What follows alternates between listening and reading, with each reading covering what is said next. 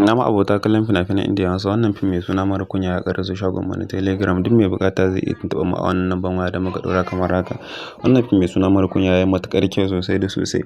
Gashi wannan fim ɗin shine fassarar Algaita wanda suka yi domin kun san Algaita sun jima ba su yi fassara ba. To wannan satin dai sun kawo muku fim ɗinsu wato mai suna Mara Kunya.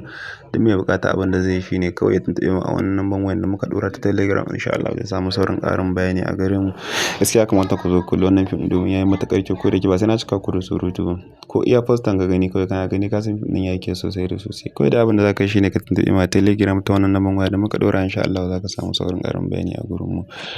Sa'annan ba iya nan muka tsaya ba. Muna da fina-finai kala daban-daban. Duk fassara in sha Allah za ka same shi a gurin mu. Sannan dai ka haɗu da wannan bidiyo namu ka daure ka danna mana subscribe sannan ka danna mana ƙararrawa ta yadda da zarar mun ɗora sabon fim zai iso gare ku sannan ya isa ga sauran mabuƙata. Mun gode muna zuwa jiran ku sai mun ji ku.